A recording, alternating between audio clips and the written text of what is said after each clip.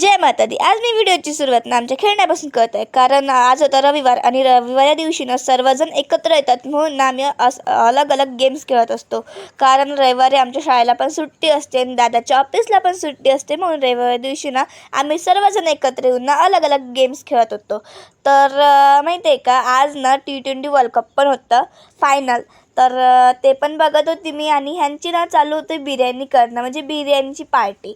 तर इथं ना यांची बिर्याणी वगैरे बनवण्याची तयारी चालू होती आणि इकडे माझ्या मम्मीचं चालू होतं बिर्याणीसाठी ना मसाला करणं, कारण मसाला पण लागतो ना म्हणून. इकडे मस्त त्यांनी ना पाणी वगैरे उकळायला ठेवलं होतं, कारण बिर्याणीसाठी लागतं म्हणून. हे जे शॉर्ट्स आहे ना जे घेतलेले, हे मी नाही घेतले, माझ्या मम्मीने घेतले. काही मी पण घेतलेले आहे, काही जास्त तर माझ्या मम्मीने घेतलेले आहे.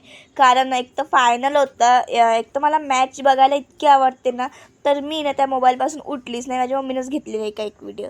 तर इथं ना यांचा मस्त स्वयंपाक वगैरे चालू होता. आणि तुम्हाला जर माझे व्हिडिओ आवडत असेल ना, तर नक्की लाईक करा, सबस्क्राईब करा आणि कमेंट करायला विसरू नका की तुम्हाला माझे व्हिडिओ कसे वाटतात म्हणून.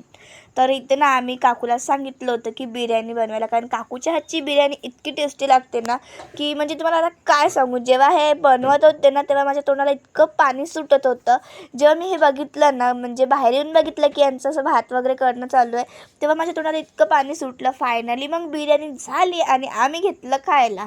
मस्त मॅच बघत बघत ना आम्ही बिर्याणीला एन्जॉय करत होतो. तर चला आपण भेटूया नेक्स्ट मिनी ब्लॉगमध्ये. तोपर्यंत टाटा बाय बाय.